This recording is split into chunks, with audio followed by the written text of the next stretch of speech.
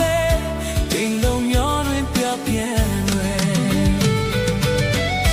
ဟောပြတဲ့တစ္ဆာမေတ္တာမနဲ့ဝေးကွာအချစ်ကတန်ခက်ပေးမှာဒီနေ့နေ့မှာကြောက်ရလိမ့်မယ်တော့လေဝဲကျွေးဆိုတာခံစားမှုမှာသူကကိုချင်းစား